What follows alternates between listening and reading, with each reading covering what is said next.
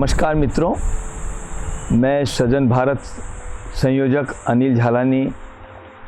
आपसे सादर अभिवादन करता हूं। सृजन भारत मूल रूप से हमने एक वैचारिक मंच बनाया हुआ है जो देश में राजनीतिक, प्रशासनिक और सामाजिक समस्याओं पर सुझाव देते हुए समाधान करता है। आज हम चर्चा करने जा रहे हैं एक राष्ट्रीय विषय की जो पिछले दिन उभर के आया है, परिसीमन का। देश में आगामी लोकसभा चुनाव से पूर्व लोकसभा का परिसीमन किया जाना है और उसके लिए कवायद चल रही है। विगत दिवस जब परिसीमन की चर्चाएं उठी, उसके पश्चात तमिलनाडु ने हिंदी भाषा को लेकर के एक विवादित बयान जारी किया। तमिलनाडु के चीफ मिनिस्टर श्री स्टालिन ने जनसंख्या वृद्धि को लेकर भी एक बयान जारी किया। तब यह समझ में आना मुश्किल था कि इस प्रकार से बयान देने के पीछे उनका औचित्य क्या है, लेकिन बाद में समझ में आया कि भारत में विगत समय में जो परिसीमन किया जाता रहा है उसमें लोकसभा की जो सीटें निर्धारित होती रही वह जनसंख्या के औसत के आधार पर करती रही। चूंकि दक्षिण के कुछ राज्यों द्वारा भारत में परिवार नियोजन की अपनाई गई नीति के कारण से जनसंख्या स्थिरीकरण के प्रयास किए गए और उसमें बड़े स्तर पर सफलता हासिल हुई और परिणाम यह हुआ कि इन राज्यों की जनसंख्या उत्तरी भारत के राज्यों की जनसंख्या से घटकर पीछे रह गई, जिससे दक्षिण के राज्यों को ऐसा लगने लगा कि आगामी समय में यदि जनसंख्या के औसत के आधार पर परिसीमन किया जाएगा तो हमारे प्रदेशों की आबादी घट जाने से हमारा प्रतिनिधित्व लोकसभा में कम हो जाएगा और उत्तर भारत के राज्यों में जहां जनसंख्या नियंत्रण के उपाय सफल न हो सके हैं, जहां जनसंख्या की औसत आबादी अधिक है, जनसंख्या के आधार पर लोकसभा का यदि प्रतिनिधित्व निर्धारित किया जाता है या उसका फॉर्मूला बनाया जाता है तो उत्तर भारत की सीटें बढ़ जाएंगी और हमारी सीटें आने वाले समय में कम हो जाएगी। इस आशंका और खतरे को लेकर के ही कई राजनीतिक दल पिछले दिनों इकट्ठे हुए और केंद्र सरकार की परिसीमन नीति के ऊपर में उन्होंने प्रश्न चिन्ह उपस्थित किया। इन राज्यों का कहना था कि परिसीमन का आधार अब बदलना चाहिए, मात्र जनसंख्या को आधार लेकर ही परिसीमन नहीं होना चाहिए, इसमें अन्य बिंदुओं को भी जोड़ा जाना चाहिए। इस बात को लेकर के केंद्र और उत्तरी राज्यों तथा दक्षिण राज्यों के बीच में एक विवादास्पद स्थिति निर्मित हो गई है। जिस समय संविधान का गठन हुआ था, संविधान लिखा गया था, उस समय तत्कालीन संविधान वेत्ताओं के समक्ष में यह स्थिति नहीं थी कि वे आने वाले समय की इस प्रकार की समस्याओं के ऊपर विचार कर सकें। उन्होंने एक साधारण तौर पर एक फॉर्मूला बनाया कि जनसंख्या के आधार पर जनप्रतिनिधित्व दिया जाएगा, लेकिन बदली हुई परिस्थितियों में आज वह फॉर्मूला किंचित रूप से कहीं ना कहीं एक अपरिपक्व और पिछड़ा हुआ फॉर्मूला बनता दिखाई दे रहा है। निश्चित रूप से राज्यों द्वारा जो बात उठाई गई है वह अपनी जगह बहुत हद तक सही है। रहा सवाल परिसीमन का, तो भारत में अभी तक लगभग 4 परिसीमन हुए हैं और चूंकि जनसंख्या धीरे धीरे बढ़ती रही, उस आधार पर लोकसभा की सीटें भी थोड़ी बहुत परिवर्तित होती रही। शुरू में 518 सीटें थी, फिर उसके बाद 522 हुई, 549 हुई, लेकिन ये जो विवादास्पद स्थिति निर्मित हुई इसके संकेत 1976 में जो परिसीमन आयोग गठित हुआ था उस समय भी मिल चुके थे। तत्कालीन प्रधानमंत्री श्रीमती इंदिरा गांधी के समक्ष जब यह बात उभर के आई कि जनसंख्या के आधार पर राज्यों का लोकसभा में प्रतिनिधित्व घट बढ़ सकता है, तो उसमें समस्या के समाधान को लेकर के उनके द्वारा यह सुनिश्चित किया गया कि 1971 की जो जनसंख्या का आंकड़ा आया है उसके आधार पर 543 सीटें फिक्स कर दी जाती है और उसी के आधार पर भविष्य में आने वाले समय में भी इसी संख्या के आधार पर चुनाव कराए जाएंगे। किंतु 2002 में जब चौथा परिसीमन आयोग बना उस समय यह समस्या वापस उत्पन्न हुई और पुनः इस बात को फॉर्मूला को लागू किया गया कि 1976 में जो निर्णय लिया गया था कि सीटें लोकसभा की उसी आंकड़े पर स्थिर रखी जावें और उसी का अनुपालन करते हुए आज तारीख तक जितने भी लोकसभा चुनाव हुए हैं इन्हीं 543 से 44-45 सीटों के आधार पर निर्वाचन होता चला आ रहा है। किंतु अब परिस्थितियां बहुत बदल चुकी है। उसका मुख्य कारण यह है कि जनसंख्या का अनुपात 1951 से लगा करके और 2021 तक बदलकर 70-80 वर्षों में आमूलचूल परिवर्तन हो चुका है। ऐसी स्थिति में जो दक्षिणी राज्यों का आशंकाएं हैं वे गैरवाजिब नहीं हैं, लेकिन क्या इस प्रकार से आबादी के असंतुलन के कारण से या आबादी के औसत के आधार पर सीटों का निर्धारण उचित होगा? क्या लोकसभा में हमारे जो जनप्रतिनिधि चुनकर जाते हैं वे क्या औसत आबादी का प्रतिनिधित्व सही रूप से करते हैं या करेंगे? क्या औसत आबादी के आधार पर जो मुद्दा विभिन्न राज्यों द्वारा उठाया गया है यह फॉर्मूला लंबे समय तक कारगर साबित होगा? क्या हमें ऐसा महसूस नहीं होता है कि संविधान में एक छोटी सी त्रुटि इस बात की रह गई है कि जनप्रतिनिधित्व लोकसभा का जो निर्धारित किया जाना है उसके लिए जो परिसीमन की प्रक्रिया अपनाई गई क्या वो औचित्यपूर्ण थी या कोई अन्य फॉर्मूला इसके लिए अपनाया जाना था? हो सकता है ताबड़तोड़ में उन समय में राज्यों का गठन नहीं हो सका था। 1956 तक सभी राज्य छोटी छोटी इकाइयों में विभाजित थे। राज्यों का सही स्वरूप भी निकल के बाहर नहीं आ सका था। उसके समय जो परिसीमन की प्रक्रिया अपनाई गई हो सकता है उस समय अपनाई गई प्रक्रिया सही हो, किंतु अब हमारे देश में एक मान्य प्रशासनिक इकाई होती है जिले, और पूरा देश का प्रशासन चाहे वो राज्य सरकार का हो या केंद्र सरकार का हो, हमारी सारी योजनाएं जिले के ऊपर आधारित होती हैं और जिला एक सर्वमान्य इकाई होती है। हमने परिसीमन के समय ये देखा है और ये पाया है कि कई जिलों में एक से अधिक सांसद चुन के जाते हैं। जैसे कि मैं जिस जिले से मैं निवास करता हूं वहां पर मात्र 5 विधानसभा सीटें हैं, लेकिन यह जिला 3 अलग अलग संसदीय क्षेत्रों में विभाजित है। अर्थात इस जिले में 3 सांसदों का हस्तक्षेप रहता है, अर्थात इस जिले को 3 अलग अलग सांसद प्रतिनिधित्व करते हैं। कहीं ना कहीं ऐसा प्रतीत होता है कि यह फॉर्मूला सही नहीं है, कारगर साबित नहीं हो सकता है।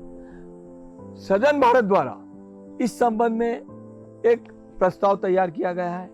इसके संबंध में 2005 में जब चौथा परिसीमन आयोग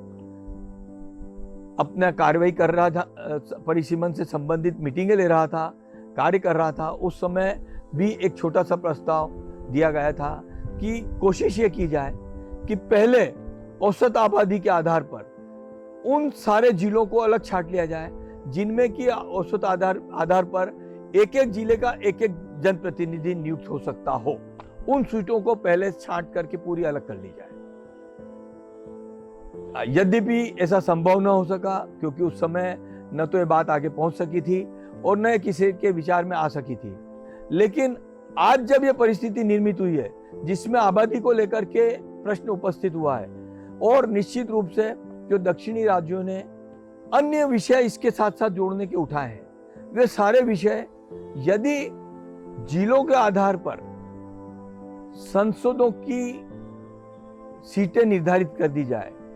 कहने का तात्पर्य लोकसभा की सारी सीटें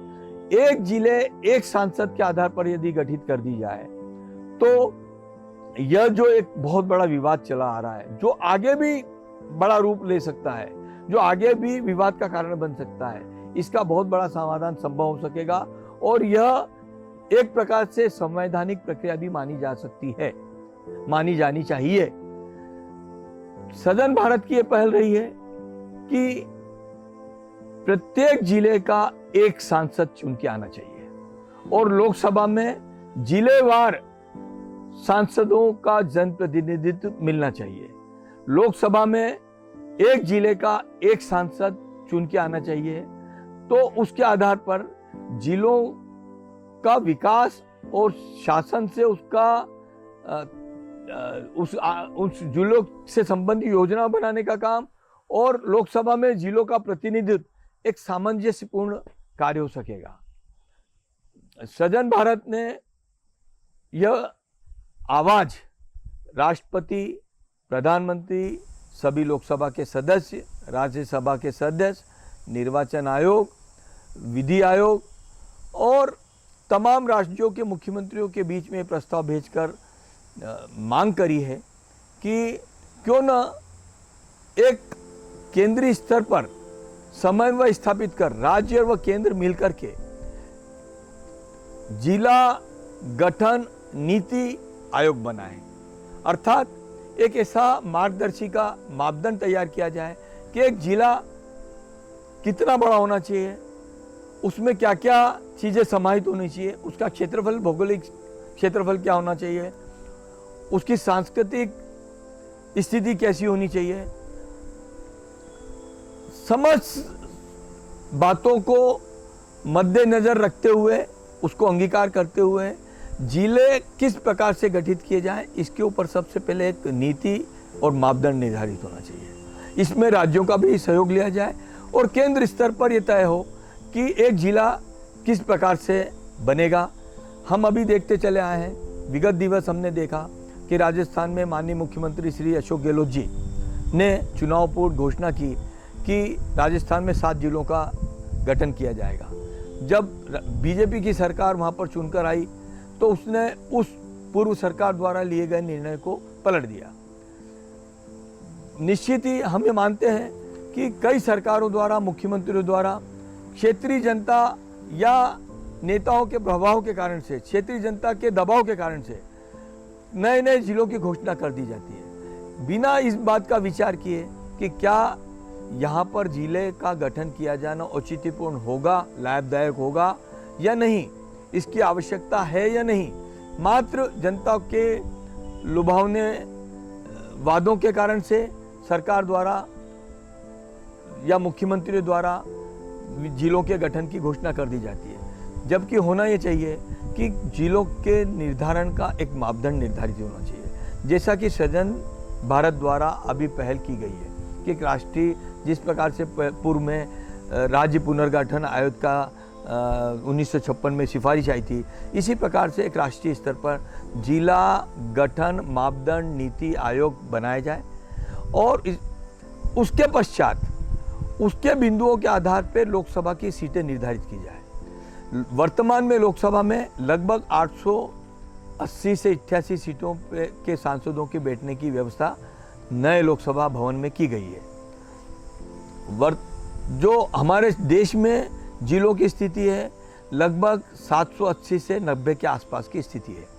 तो इस प्रकार से यदि पुनर्गठन आयोग के माध्यम से या जिला गठन आयोग के माध्यम से जिलों की सीमाएं निर्धारित कर दी जाती है और जिलों के मापदंड निर्धारित कर दिए जाते हैं, तो एक जिला एक सांसद नीति बना करके देश में प्रत्येक जिले से एक सांसद चुनकर आए, ऐसी व्यवस्था की जा सकती है। अभी हमने देखा कि जिलों के आधार की बात करें तो कई जिले ऐसे हैं जिसमें 2 या 3 तहसील हैं, कई जिले इसमें जिसमें 8, 9, 10, 11 तहसील हैं। तो इस प्रकार से इसमें भी बहुत सी भिन्नता है और इसके बहुत सारे अलग अलग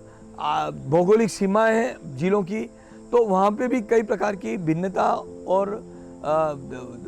विसंगतियाँ पाई जाती है। तो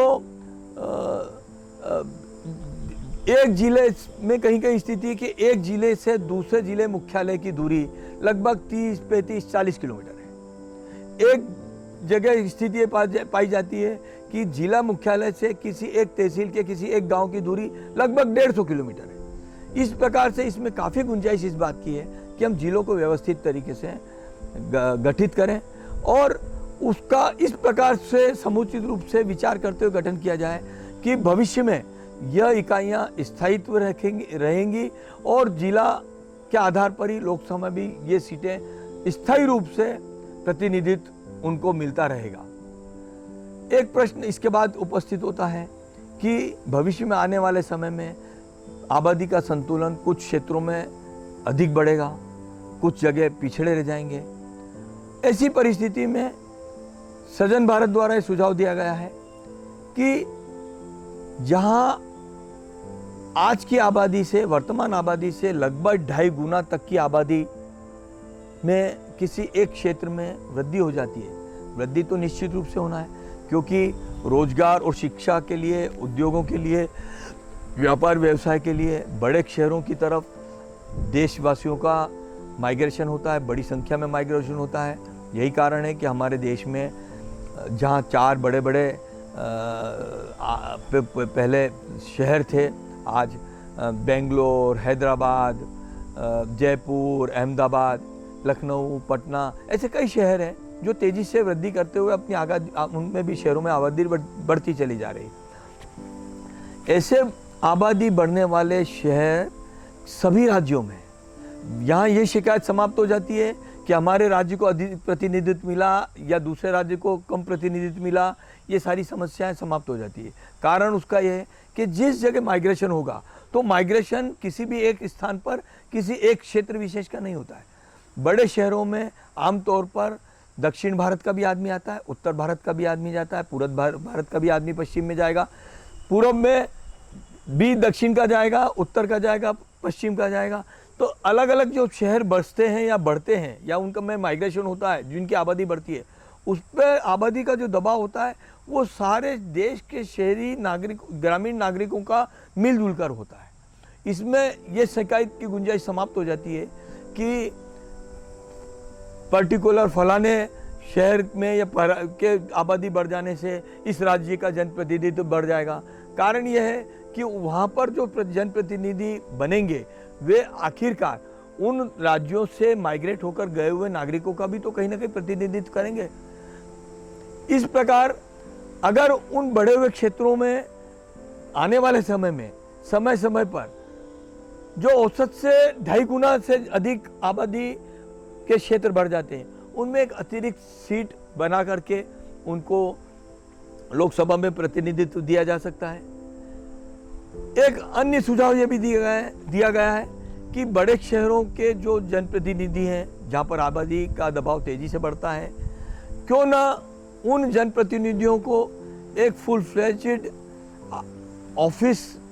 की व्यवस्था करके उनको एक प्रकार से संसदीय सचिव या उप मंत्री, राज्य मंत्री स्वरूप दर्जा दिया जा करके उन्हें अधिकार संपन्न बनाया जाए।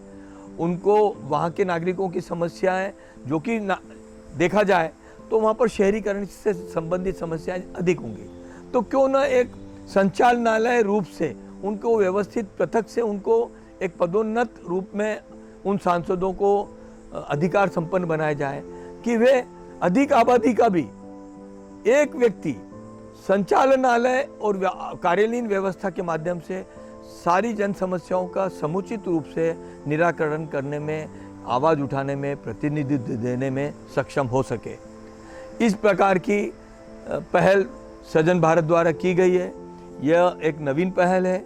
और हमें महसूस होता है, हमें लगता है कि यह बहुत औचित्यपूर्ण, व्यवहारिक और सामयिक पहल है। इस पर बहुत गंभीरता से गहराई में जाकर सरकार को विचार करना चाहिए।